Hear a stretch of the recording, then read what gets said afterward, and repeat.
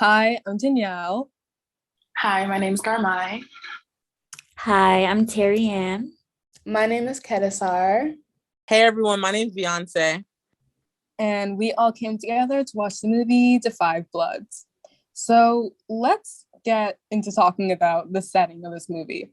So *The Five Bloods* takes place in present modern day Vietnam as a group of five men are attempting to track down the gold they found during the Vietnam War, as well as locate the body of their fallen squad captain. Now, a lot of this movie focuses on how the present is influenced by the past. And that's often shown by the characters reminiscing about the past and then the scene immediately cutting to the event they were talking to. We go, we, the audience, go from seeing happy moments like the guys dancing in a restaurant to a scene in the deep jungle as they're fighting for their lives in a shootout. The mise en scène in regard to the actor's placement is really interesting as well, because as the title would suggest, this film is about a tight knit group of men, and that's shown in the arrangement of many shots, as oftentimes they are walking in a line side by side or huddled together in a circle formation, always making room for everybody. So, with that out of the way, Kedasar, what did you think about the script and the acting of this film? Those are some really interesting points, Danielle. In regards to the script, I feel as though even though it's just one part of how the movie is put together, it really impacted how us, the audience, kind of felt the emotion of the characters. I really noticed the script and dialogue evolving a lot throughout the movie. For example, in the beginning, the dialogue seemed a little more light, although I saw a central theme throughout the whole movie of the dialogue being centered around the four main characters, their shared past in the war. Like, for example, they said a lot of catchphrases that they had together in the past. Like, for example, the Five Bloods, something about always multiply. Like, they had different just little catchphrases that they'd say. And different references towards the war and their shared experience in the past. So although they would reference towards this shared experience in the beginning of the dialogue, I noticed it just felt a little bit lighter, and there was always a familiarity with each other that we could feel through the way they spoke to each other. But I also noticed the dialogue progressing throughout the movie and becoming heavier as the movie progressed. In the dialogue and in their conversations, they started bringing up more war memories. And as their war memories were brought up through their journey into the jungle and the forest and throughout their whole journey in the movie, a lot of war memories were brought up and PTSD traumas. For example, when Paul's son David acknowledged how his father's mental health wasn't well, different conversations surrounding, their past in the war kind of just showed how I feel like the script just kind of gradually unburied and uncovered a lot of unresolved like memories and pain of their past. And I think the script and dialogue did a really good job at showing us just how much pain they had and PTSD they had surrounding the war. The last example I'll give was Paul's first monologue, and how I feel like his first monologue at the very end of the movie, and how I feel like it revealed that to him, the war never really ended, as he was still battling internally. One of the quotes he said was, "The US government will not take me out.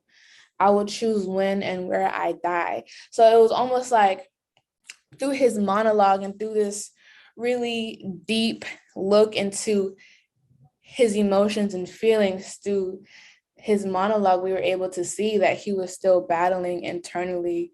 He was still battling in this war, even though it was decades ago. And Vin had also said at the end of the movie, after you've been in a war, you understand it never really ends. There are just degrees. So just the use of the words and dialogue throughout the script really helped us see how the characters felt about the war and how the memories were bringing of the past were being brought up into the future.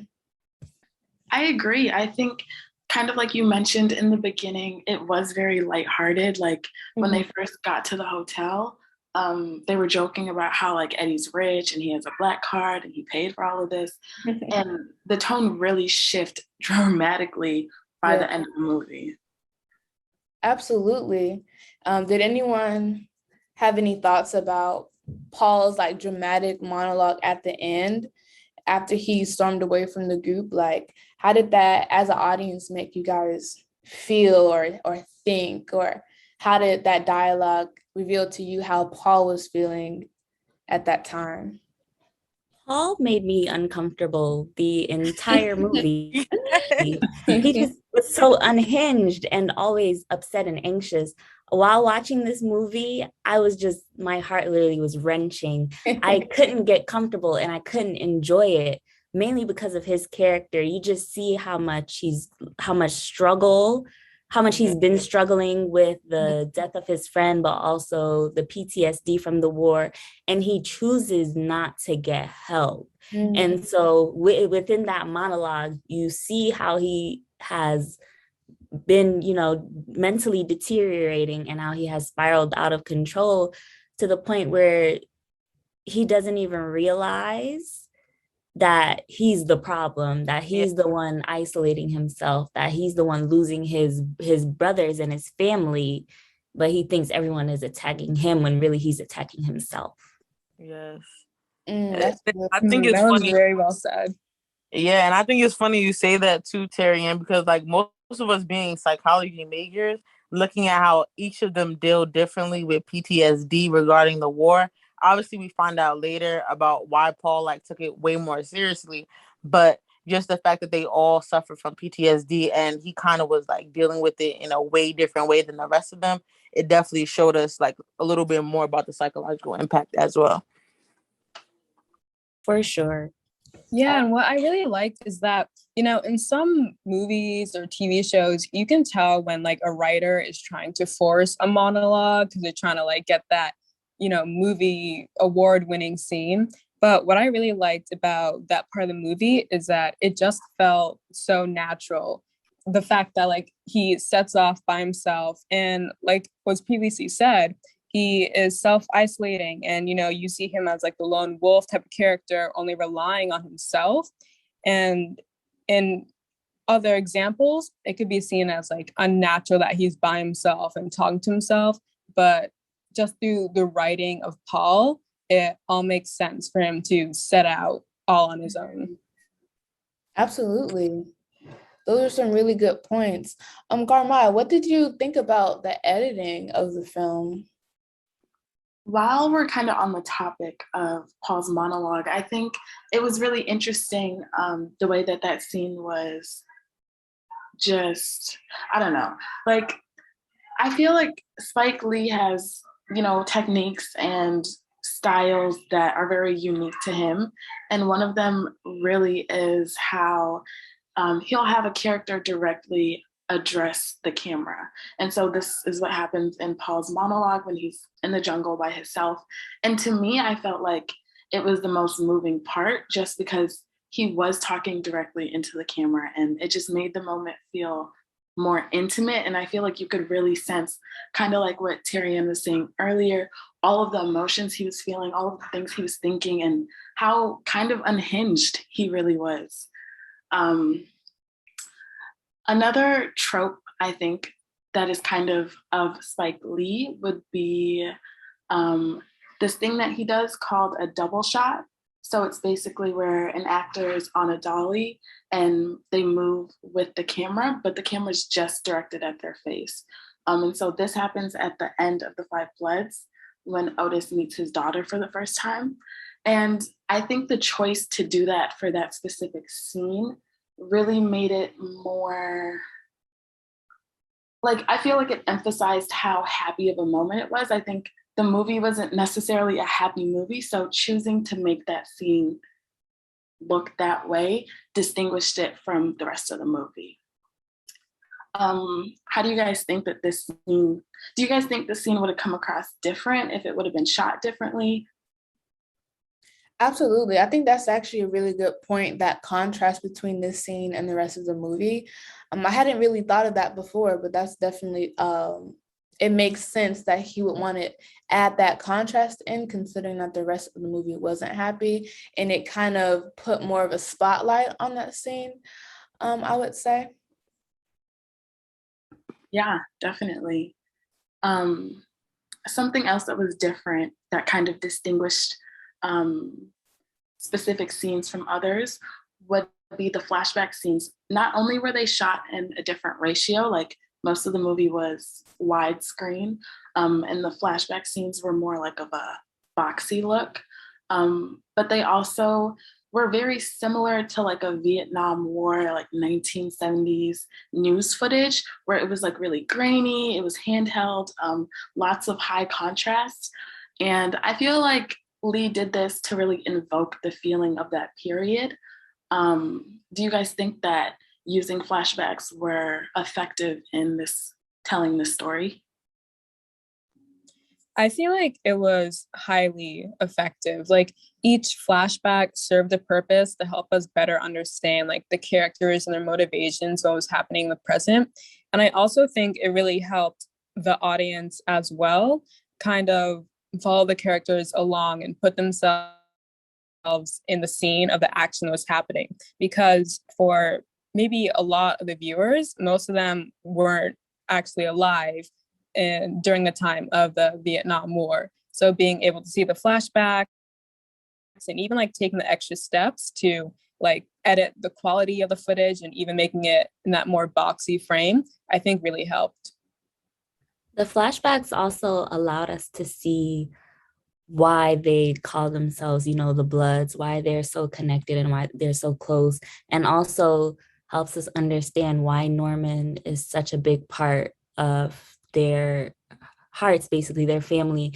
And it really gives reason why they went to Vietnam to find his body, well, his bones, not just for the gold, but to really give him a proper burial that he deserved. Yeah, definitely. So, Danielle, do you feel like the costumes in this movie were accurate for the time?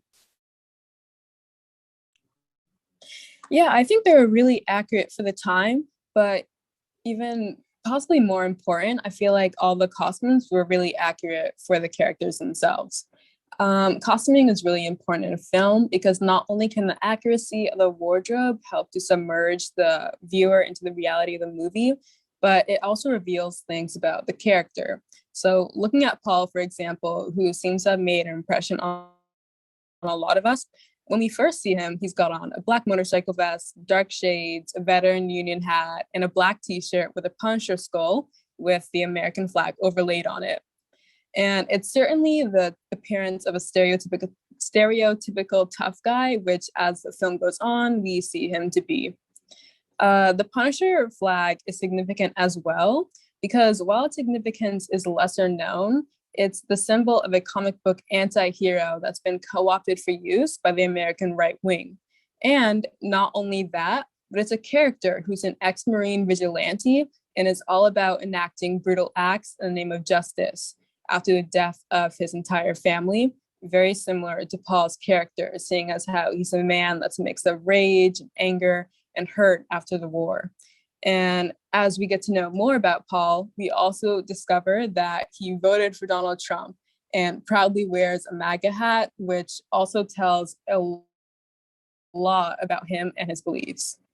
Also, in contrast to the other guys well dressed for the occasion of trekking through the jungle, there's David, a last minute addition who's not very well prepared for the things he's going to experience and looks very out of place.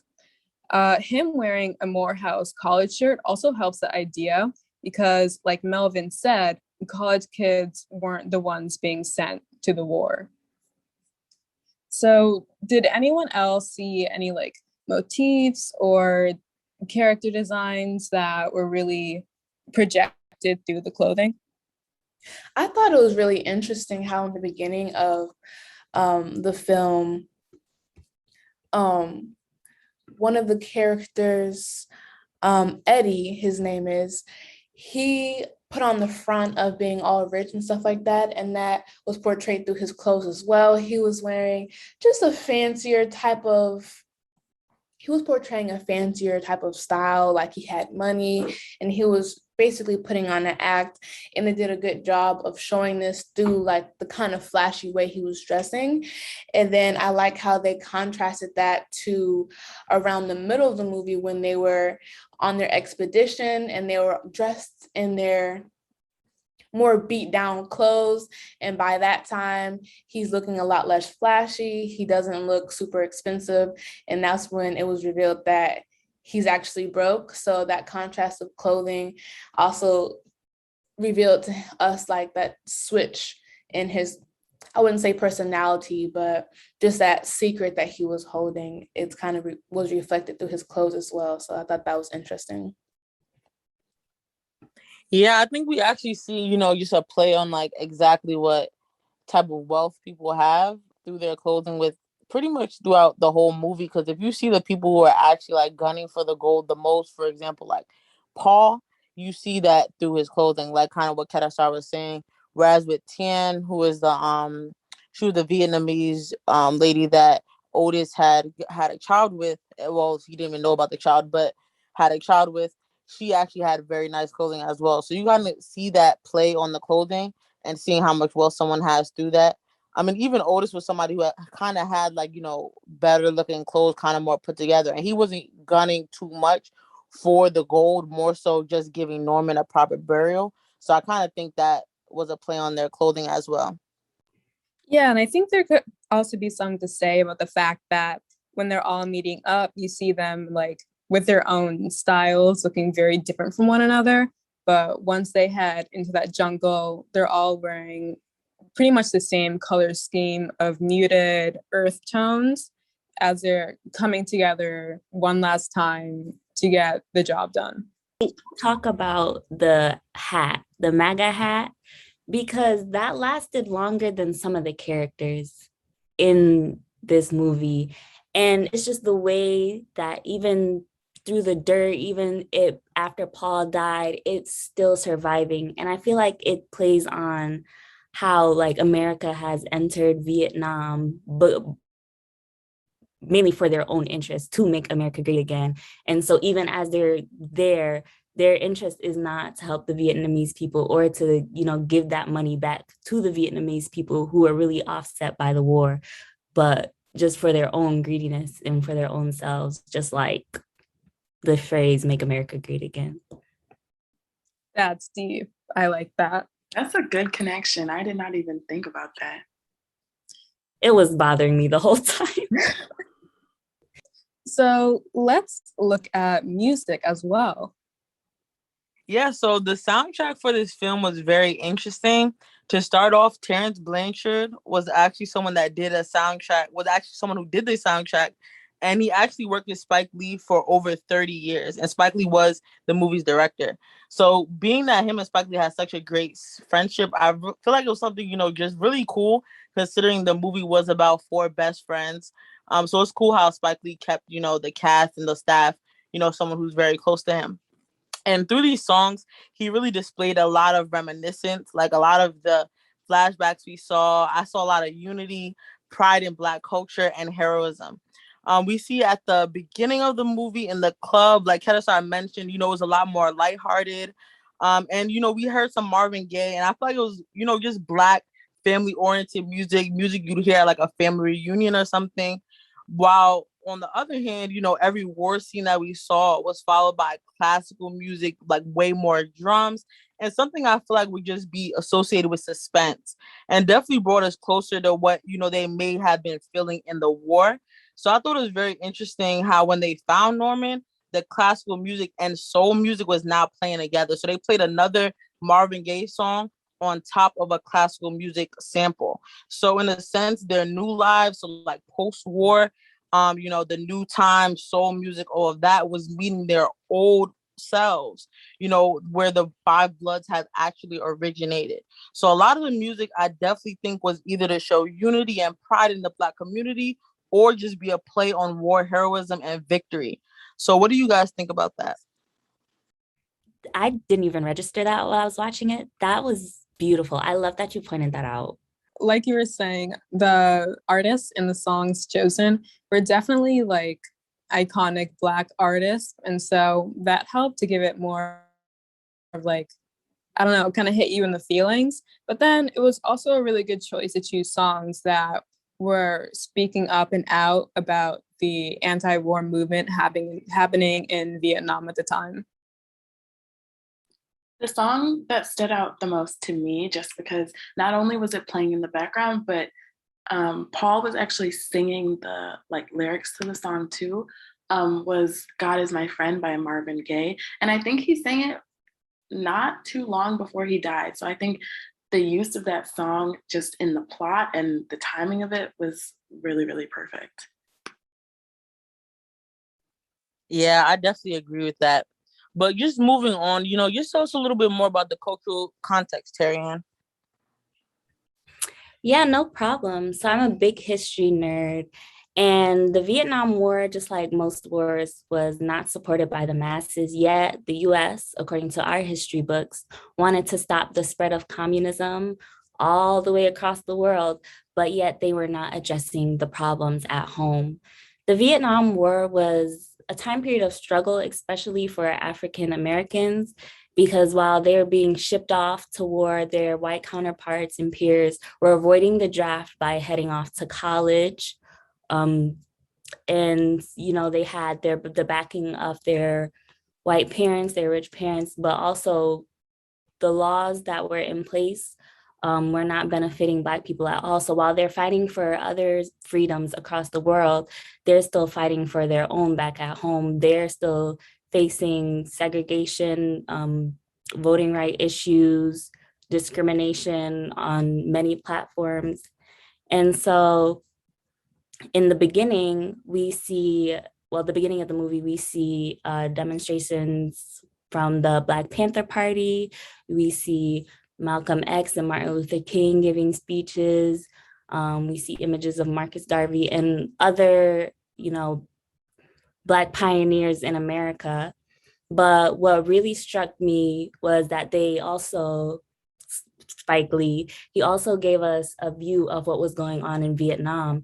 And to be honest, as those images of people getting shot in the head, the little children running around, limbs falling off, just massacre all over, especially the My Lai massacre, which it was just a slaughtering of many Vietnamese children and women that made me want to throw up. And that was just in the beginning. And I wanted to turn the movie off after that because we focus so much on the American side and what America did, but we don't see how much the Vietnamese people were impacted by that war. And then as the movie goes on, we see a lot of people are like, oh, UGIs, you killed my family. And I forgot what his name was. Wait, I think it was Vin, the tour guide. He was saying how his family was split between the North and the South Vietnam fighters. So yes, there's a focus on the Black struggle, but there's also a focus on the Vietnamese struggle. What are your guys' take on that? Yeah, I agree. Like when the boy went into the bar, the one with the firecrackers, and he didn't have a leg, I feel like I didn't even think about all of the people that were wounded during the war just because, I don't know, I feel like, in school, that's not something they ever really talk about. Yeah, and like he wasn't in the war, but he's affected because of the landmines, especially we see it during the movie. I think that's how Eddie dies, and that's how one of the bomb, what are they called? Something about hugging bombs. But one of their people also died because of those landmines. And so even till this day, the Vietnamese people are affected by what was left over. Absolutely. And I was wondering, what do you guys really think the psychological impact is of seeing those type of images on screen and the psychological impact of our four main characters of having experienced such violence? Well, I think what the movie does a really good job of is the fact that they're not really trying, or I guess the director isn't really trying to run away from the truth. Like, you have to face things head on. And one of the ways that he does that is by, in the first couple of seconds in the film, like, you see footage, actual war footage of the Vietnam War. And like was said earlier, like, just I remember seeing a short scene of this guy getting shot in the head, and I immediately had to pause and just, I was open mouthed shocked at what I was seeing. I couldn't believe that they actually put that in the film.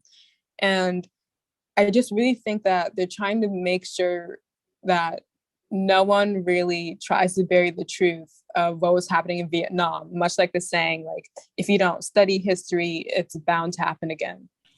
Just going back to talking about, the psychological impact, I really feel like it definitely was a big play on just black pride in the black culture.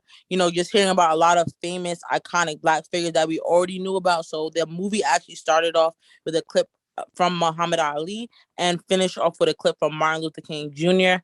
And then even hearing about some figures that we may not have ever heard about before, like Milton L. Olive III, who was actually someone 18 years old in war, risking his life for this country, and was able to actually, he actually died in war and saved a bunch of people by just like hopping on a grenade, by like one of the Five Bloods actually did. So yeah, I definitely think the psychological impact definitely had a huge play on pride in black culture, and a lot about what Terry Ann said about the cultural context as well. Yeah, going off of that, with the pride in black culture, I feel like that's maybe why David was wearing a Morehouse sweater too. Like, I know Spike Lee is an alum, but even that pride, like, I feel like in the costuming, like, that's not something that you see widespread in mainstream media. I feel like that's something that's becoming more prevalent with Black directors.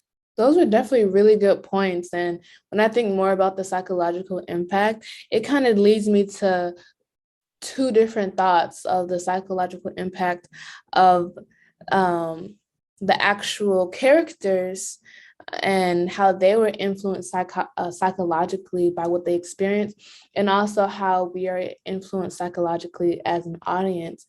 And as I think about the Five Bloods, I think about how the movie showed us the ways in which veterans can be impacted by war and the PTSD and trauma that they experience, and just that psychological impact, how it can affect their mind, their reasoning, their processing, just as we saw with Paul and his progression throughout the movie. And I thought that was really interesting to see just how psychologically they were affected by, for example, Norman's death, and affected by just the little things when it came to the war, like when we saw in that first or second scene when they were in the club and the firecrackers went off, and they all kind of like hopped to the ground, or like fell to the ground real quick as an instinct.